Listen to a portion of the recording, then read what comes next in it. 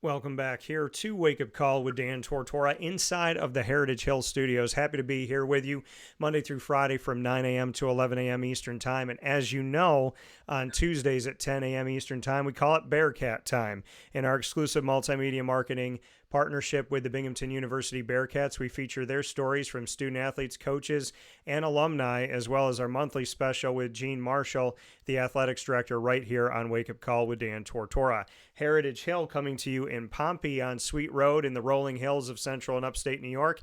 And inside of the hustle and bustle, you will find the newest location that is strategically placed, so easy to get to from so many different areas of central and upstate New York, and that is on 628 South Main Street in North Syracuse for Heritage Hill North. My guest picture-in-picture here with me today in the Bearcat Breakroom is Eric Holt. Eric Holt joins me as a Binghamton 2018 track and field alum who is currently competing for the U.S. Olympic trials. Eric, how are we doing? Doing great. Thank you for having me. It's been a pleasure. I'm always excited to help represent Binghamton athletics and showcase what some of the alumni can do. Yeah, and for you to have this opportunity to be in the Olympic trials, you and I were talking about this off the air of what's coming up, and very excited to give people some background here. You're going to be running in the 15 and in the 800. And so as we look at these different events coming up here, the 15 taking the top 12 runners in that final round.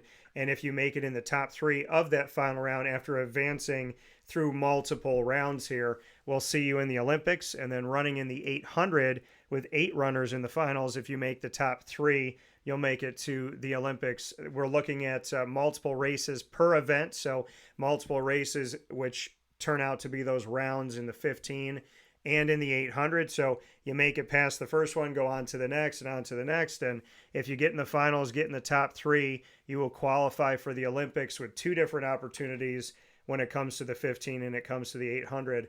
Break it down even more for us and let us know what's going on within these, because the 15 and the 800 for you, knowing that it's not just about you go out there and you run it once and you're in. You got to go out there and showcase yourself in multiple rounds to get to the end. And even if you get to the end, you still have to be at the top of the heap at the end of all of this. So there's a lot of work that goes into this Olympic trial for you. Oh, absolutely. No, you couldn't have said it any better. That is 100% correct. I mean, recently my team and I were in Flagstaff, Arizona, which is 7,000 feet altitude. And we had basically a hell week where we run a lot of mileage and just run unbelievably hard workouts at altitude, which makes you even more tired. And on top of that, we've been doing a lot of heavy lifting, a lot of speed work, just really, pushing the mental and physical boundaries. So we would be prepared for, the Olympic trials. It's not easy because what a lot of people don't realize is every round, you have, 30, 50,000 spectators in Eugene, Oregon. And every round is like an insane amount of adrenaline. And the way they do it is you have less than 24 hours between the first and second round of the 15, Yeah. and then you get a day break, then finals, and then you're going to have 2 days off. And then again, first round of the 800, less than 24 hours, second round, day off, and then finals of the 800. So we're going to be there for like 2 weeks. And I mean, the amount of stress and anxiety you're under is ridiculous. And the second one race is over, the anxiety creeps up again. And so for me, it's like I have to bring Normatex, which are these boots that squeezes your legs, helps circulate your blood. We take ice baths after every single race. I take caffeine pills just to get a little more alert.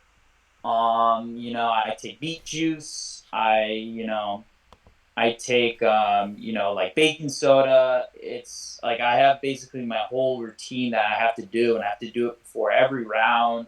I have to manage your sleep, and the hardest part about trials is honestly it's just as hard mentally as it is physically. It's a lot of anxiety. We've been working this whole year just for this moment, and I come from a club called Empire Elite.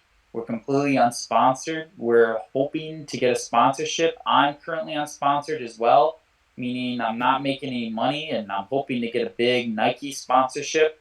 But in order for me to get that, I have to do well at the trials. So it's a lot of pressure, but it's what I live for. It's exciting, it's fun, but it's also an emotional roller coaster. It's going to be nuts. Like my girlfriend's going to be there, my parents, my coach, my weightlifting coach, my best friend.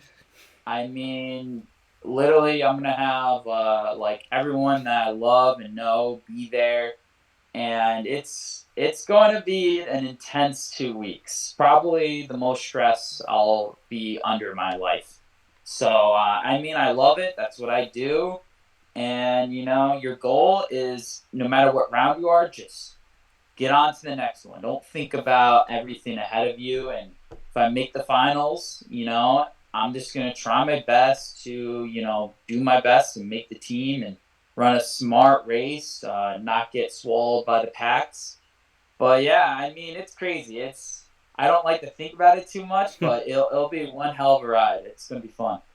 Yeah, and you said so many different things there, and a lot of things that I want to unpack. But you said you talked about the fact that you have a girlfriend, okay? And I want to Yeah. get into how, when you're preparing for all this stuff, when you have the regimen of what you need to eat and how you need to work out and all this stuff, how do you balance that? I always find that interesting, and it's something in the background that we don't talk about a lot when it comes to the sports world, be it a broadcaster, be it an athlete or a coach. How do you balance relationship?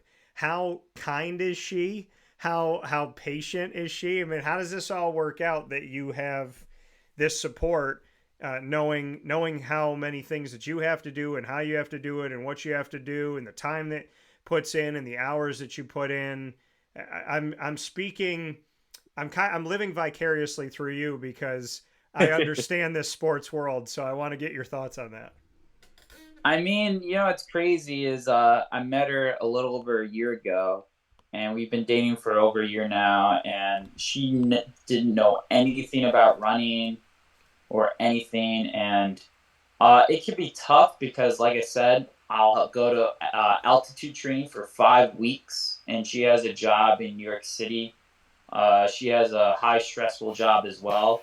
So it's like sometimes like she gets mad because she feels like I don't give her enough attention, and it can be tough. I mean, it's a balancing act because I'm 100% in the sport all the way, Yeah. and sometimes you don't talk to your friends as much, you don't talk to your girlfriend as much, and so it can just like you have to like make sure not your whole life is in running. You have to like make sure you're communicating, and a lot what definitely helps is like bringing her around workouts. She came up to altitude and she tries running every day. Maybe it's not as much as me, and she just sees what I go through. So there, you have to just be open and honest, and it's tough because it's sometimes you forget that you have to try your best to talk to people. It's I'm like I have to prioritize sleep and everything, so Yeah. sometimes I can like barely see these people, and it's like the good news is she's very supportive. She's very nice. She understands like what I'm trying to do. She wants me to make the Olympics, get a contract. So luckily, she's an amazing person, and we found a balance, and it's an emotional roller coaster. I mean, it's just like it's you just have to like try your best to do all the little things to make things work. But yeah, I mean, she's great. She's very supportive. It's just kind of funny because she was not at all an athlete, and I mean, she now understands track because of me. Yeah, and I appreciate that background and that look behind the scenes of this. You said your best friend's going to be there, your parents are going to be there, your trainer's going to be there, your girlfriend's going to be there out in Eugene, Oregon. To have all of that support and to know that it's there, right? You know it's there, but to have them physically be there in Oregon for you at this event, just what that does for you and what that means to you to have your circle, to have your support system, because I think a lot of us, want to pretend like we could do it on our own, but we all have a group of people, however small that is, and I think when you get the right people, you realize that it is tiny. There's like a circle within the circle within the circle, but when you know that they're going to be out there for you, supporting you, and just what that means to you of this journey, because I'm talking to Eric Holt, but you know that this isn't just you, that there's a team behind you that loves you dearly and is willing to drop whatever's going on in their life to see you qualify for the Olympics. Yeah, no, it's kind of crazy because I think what a lot of people don't realize is to be really good, especially in athletics, especially in a sport like track and field. Like, I'm not even gonna lie. Like, I remember, for instance, like I never got a massage until probably like a couple of years ago, and now I have my own massage therapist. And because we're unsponsored and I'm unsponsored, and I don't have an insane amount of money, her name's Julie. She like is the greatest person. She's willing to give me free body work just so I can run at my very best. There's a nutritionist that works with the team. It's like almost all like charity. Yeah. I have all these people working for me. I have the best weightlifting coach. His name's Dylan Brickner. And I mean, I didn't have that much foot speed.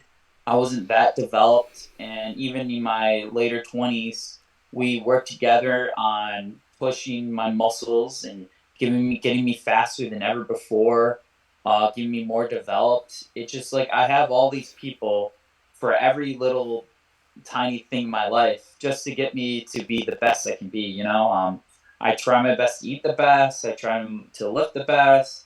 I try to do, the most amount of aerobic work. I try to work on my form.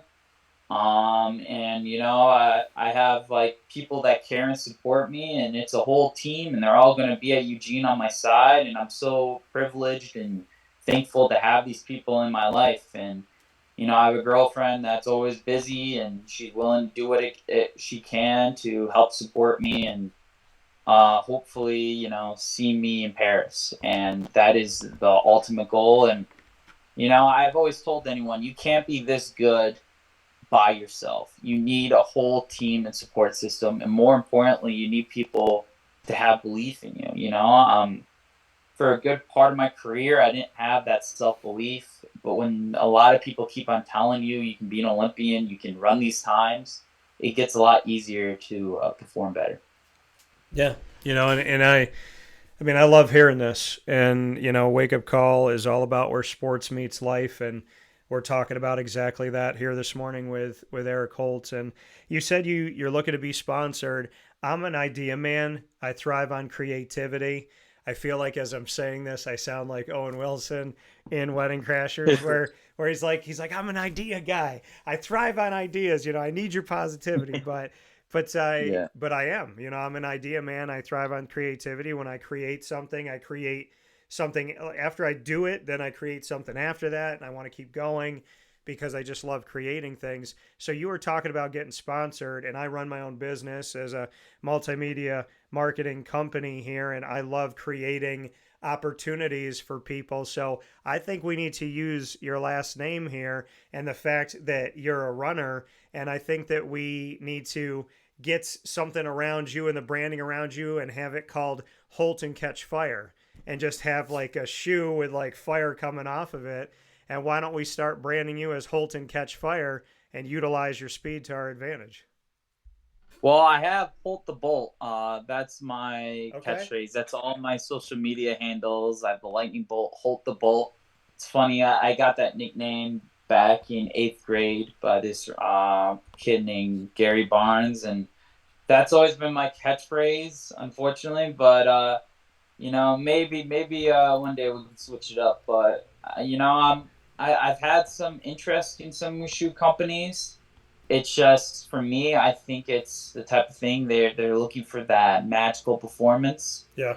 I do got a big race before trials this Sunday called the New York Grand Prix, where I'm going against you know the 20 I think 22 world champion Jake Whiteman, and going against one of the best U.S. runners, Hobbs Kessler, among other amazing runners. So for me, I think, if I have that one unbelievable performance, even though I felt like I've had many, and I run to my potential, I definitely feel like I can get a sponsorship, especially if I make the Olympics.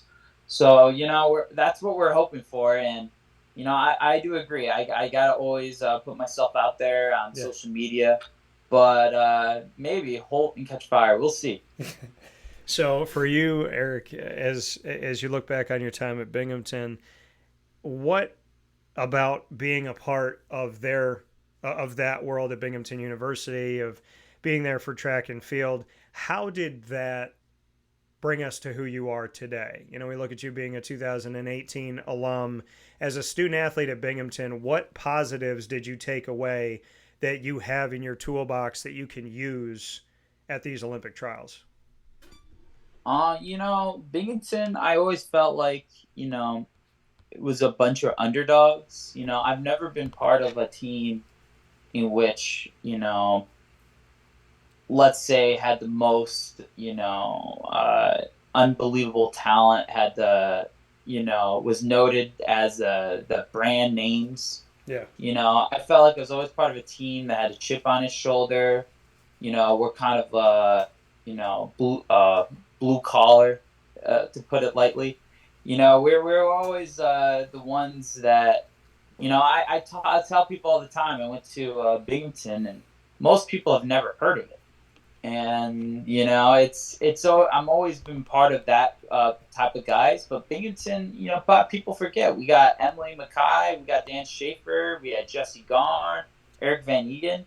We might have been an unknown school, an unknown athletic program, but we've had unbelievable talent in the past, and I feel like we'll continue to have decent talent. I mean, Yeah. Binghamton's is one of those areas. It's a lot of people don't know about it. It's pretty small, but I definitely feel like Binghamton helped me give me that blue collar grit, gave me that work ethic. Binghamton was definitely a tough time, in terms of academically everything, but it's definitely made me mentally stronger and more appreciative of things. I know a lot of runners from some Power 5 schools, and I remember they would tell me stuff like they would get a massage every single day. They would get gourmet food for free. They would get unlimited gear, and then they struggle post collegiately. They're like, oh man, like this is crazy. I have to register for massages. Like they don't just give me unlimited massages. And as someone that never had any of that in college, it's like, oh wow, like I can prosper, in Yeah. any environment. I never was from like that brand name school, but Binghamton was one of those programs that has such a loyal fan base. I have some of the best connections in my life. And, it was a type of program that if you just get a little bit of work ethic, and you don't need all the gasmits and gizmos, and you work really hard, you can be one of the best runners in the nation. And I feel like that's the type of program that we've had that type of success. Yeah, and you talk about, like you said, you feel like being in that environment, you can be successful anywhere, right? That grit, that blue collar, that chip on your shoulder. If somebody was thinking about going to Binghamton and they came up to you and they said, Eric, you've been there, you're a student athlete there, I'm looking at track and field, I'm looking at, being a Bearcat. What would you say? I would say, it's Binghamton. It's a good program. It's very affordable, very good education, and I think it has a history of having good runners on the program. I mean, it's definitely a good deal. The winters are going to be brutal, but it'll make you a tough runner for sure. Eric Holt here with And us. And sorry, go ahead. What were you going to say? no, go ahead. No, I was going to say, Bearcat Breakroom here with Eric Holt inside of Wake Up Call with Dan Tortora here in the Heritage Hill Studios. Eric, as you get prepped for this and we talk about the rounds you have to get through, and you spoke about your regimen and what you have to eat and whatnot, when we look at the 15 and we look at the 800, do you train your body the same? Do you say, okay, these are two different events, but there's all these parallels? Because what I'm really looking at here is when people see runners, right? They think, okay, you just run. They just say go and you run, and they think it's that easy. It's just, oh, we told them to run, and then they stop when they're done. But there's so much more that goes into it. So when we're talking about a 15 and we're talking about the 800, when we're looking at both of these events, what does your body have to do for both of these? Are there parallels that you say, like, yes, my eating regimen for both of these has to be the same, and I have to do this and that? But like physically, are there changes? Are there adjustments? Are there little nuances? And that's what I'm really getting at what are those little tiny things that the 15 and the 800 pose that you're preparing yourself for, saying, like, I have to make sure that I do these things that maybe nobody sees? Yeah, I would say the only slight difference I would say is, it takes me a little over an hour to get ready for each race. Yeah. Meaning by the time I start warming up, the race will be a little over an hour out. For me, especially in like an 800, what a lot of people don't realize about running is essentially, again, I'm not running for a long time. Like, for instance, in a 15, I'm running for 3 minutes and 30 something seconds, which is, very quickly.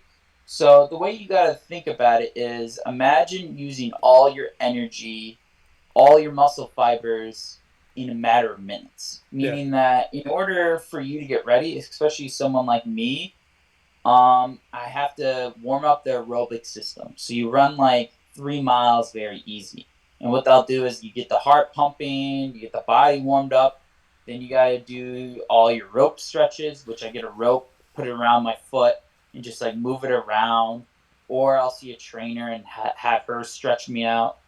And then I got to do all my drills, just warm up my form. And then believe it or not, I'll do some short sprints just to make sure my body's ready to go. And then what I also do is, especially for an 800, I take caffeine pills, because you just want your body tweaking a little bit. You got to be ready to go, and once you're ready to go, you got, like, especially in 800, you got to get out hard. If you get out easy, all these guys are going to fly by you, and the chances of you getting in the next round are virtually zero. So I would say in the 15, it's a little easier because you don't have to get out as hard.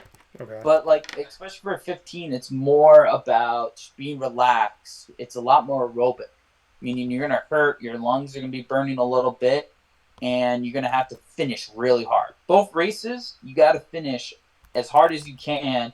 And so your mind and body's got to be ready to go. There's no warming up. Like in a lot of sports, you can kind of warm up in the beginning of the match. Running, you better be ready to go by the time the guns goes off. Otherwise, you're not doing well. You're going to have a bad race. Yeah. So that's why I tell everyone, that's why it's so the warm up and getting ready for the race, making sure your mind's right, because your mind better be right. Because in these types of races, these are good runners. You need to be up near the front of the pack. You need to be on the rail. You don't want to be running extra distance. And you got to be world-class runners. So, I mean, everything's got to be right. Your breathing's got to be right. Your muscles better be right. Because if your muscles aren't right, you're not going to be performing 100%. what a lot of people don't realize is every race you need to be 100%. In order to be 100%, you got to have massages, got to be stretched out. Your aerobic system's got to be firing. Your anaerobic system's got to be firing. And, people don't want to hear excuses. When they see you run, they want to see the best version of you. And for you to make the Olympics, you got to be at your very best. Like if you're having a slight off day, no shot at making the Olympics. And especially because there's so many races, you got to ice bath, you got to, be in the Normatex, you got to get your massages. You got to make sure you take all your, supplements, right? Your beet juice, everything. So your body is firing 100%. But the biggest difference, like I said, is just the intensity. You want to have a little more caffeine for the 800 because you need to be a little more uppity. Just because you got to get out hard, and the whole race you're basically sprinting. There's not much thinking. But in both races, you got to be relaxed. The first, the whole entire race until the final straightaway. Your races, your face has got to be relaxed. Your breathing's got to be relaxed. And more importantly, you need to be near the front of that pack. And then when you get in that final 80 meters, you got to give it 110%. And a lot of problem that some runners have is they hesitate. You got to be really quick think. You can't think about making moves. The second you see it open up, you just got to make it. And this sport is brutal because the difference between basketball, it's, you got 4 quarters, or baseball, you got many times at bat. In track, you got one opportunity. When you mess up, it's over. If you fail in the first round, there's no second or third round, and the Olympics only comes 4 times a year. And it's so important and crucial, especially for someone like me, unsponsored. I got to perform. We spend all this money and time and energy. So the pressure is immense. And it's really important to make sure you're not stressed, you relax. Even if you're too stressed for a race, your heart rate might be up. That might tire you out. So there's a lot of things that go into it. But at the end of the day, you just got to do what your coach says, prepare as well as you got, and make sure that the end product in your race is the best product you produce. And I feel like if I do everything right, I have a very good shot of making an Olympic team. But like I said, the biggest difference between a 15 and 8 is just a bit more intense in the 8. And then you want to be ready to relax and handle the aerobic pace of a 15. Because like I said, an 800 is more about sprinting, and it's not as much of an endurance event as the 15. So but other than that, it's more or less the same warm-up. Yeah, I mean, you just talked about so many things, but they can all link to life in general, right? Mental toughness, getting rid of your anxiety, being able to monitor your stress levels and your anxiety levels and know how to bring it down, know the self-talk that you need, know the, eating right, taking care of yourself, getting rest, calming yourself down, staying focused, not thinking, overthinking, but just, doing what you feel is right in the moment. All of that stuff is life related. How do you do this? How do you, as Eric Holt, how do you bring it all together? Because everything you just said to do, there's people watching right now. They're like, they feel like they just ran. They're stressed out. They're like, oh my God, I got to do all that stuff. But how did you figure out a way to be mentally strong, mentally focused, emotionally okay, physically there, calm, no anxiety, heart rate good? This is not something that happens overnight. So what's the Eric Holt plan of getting all of these chips to fall strategically so that you can be at your best? Well, I tell myself, since I was a kid, if you could do anything in life, what would it be? And I've always said I wanted to be a professional athlete. I see these pros with big Nike deals, and I get incredibly envious, especially since a lot of them, well, not all of them, but some are slower, have slower PRs than me. I feel like a little less accomplished. And I feel like because of my age, I do get a little bit look past. People think I passed my prime. But I mean, for me, I'm like, all I want right now in my life is to get a pro contract. And I told myself, I'm like, you know what? I believe I will get it, but I gotta be a pro myself. And, I want to show these shoe companies that I'm just as mentally tough as any of these other runners. And I'm confident enough that I will eventually prove myself to be so good that they'll be crazy not to give me a shoe contract. And that's what I tell myself every single day. I'm like, listen, you want this shoe contract? This is what you want in your life. This is what you've been sacrificing all this for. Then let's prove to these guys that you are a pro. And if I'm a pro, I got to be mentally strong. I got to put in the work. I gotta do whatever it does. Like sometimes, like even before a race, I'm like, I need a massage. Like I don't even care. I'll just go to a massage parlor. I'll get the massage. I might not have much money in my bank account, but I just do it.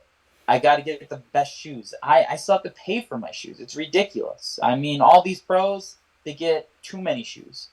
I'll just go online and I'll pay the $200 and something for the shoes. I just do whatever it takes. And to me, that just goes into my mental toughness because it's like, this is my moment. This is what I want in my life. Yeah. Like, yeah, sure, I'm anxious, nervous, but this is what I want in my life. I'm happy with this. This is what I want. I worked in, I worked as a busboy for over a year at a restaurant. I worked in a mental psych ward facility as a mental health worker for over 4 years. And, it was a good job, but like I've had incidences where patients have kicked me, punched me. It's been unbelievably stressful. I did not like it. And I get chewed out by my boss. I'm not saying like it's bad to work a job like that, but I'm like, man, if I could do anything in my life, I would kill to be like have a Nike contract and be a professional runner and get to travel the world. That's all I want in my life. And so I think about that desire. And I say, you know what? Instead of me saying, oh, poor Eric, what about I go prove to these guys how good I am? I'll prove to them that they're crazy not to give me a contract. And that thought process is what I think every single day. And thankfully, I have a coach that thinks the same thing as I do. I have my best friend that thinks the same thing as I do. I have a girlfriend that thinks the same thing as I do. I have parents that think the same thing as I do. And so then I get people that are willing to help me out, go beyond what they should be doing. Like I am so privileged that I have all these people working for me and essentially losing money, if anything. Like my coach, he's losing money right now. But we're all banking on the fact that our club gets sponsored or, at the very least, we get individual sponsorships like for someone like me. And that's why I'm very loyal to Empire Elite. And that's the kind of the mantra I go by, And so we'll see. I'm very confident, though, that big things will happen in the next couple of weeks. And I mean, that's at the end of the day, desire is what makes you tough. Like if you get nervous and stuff and you think to yourself, this is what I want, I accept that I'm nervous. I accept this is a lot of stress, but I want this. Yeah. Then, suddenly you're at the trials, you're a little less nervous. You're like, I got this. I am good enough. So I think to me, like, I want to inspire other people because I used to, like, be kind of insecure. I used to think that I wasn't talented. I used to think that in any reality, I would never be in this position. I never made NCAAs at Binghamton. I was good, but I wasn't great, to be honest. No pro runners and no pro groups would even consider having me walk on. But, I've been working really hard. I've been doing everything I can to, show people that I actually am good enough. So I'm very excited for this next couple of weeks, and we'll see. Yeah, take a look at it. June 21st, to the 30th, the Olympic Yep. team trials happening in Eugene, Oregon, and Binghamton University Bearcat alum Eric Holt will be out there in Eugene, Oregon for the opportunity to represent the United States in Paris here in 2024. You get the last word, Eric. What do you want to say? No, thank you so much. Go Binghamton Bearcats. And, for anyone watching, just go after your dreams, work hard, and make sure you have a group around you that supports you, and anything's possible.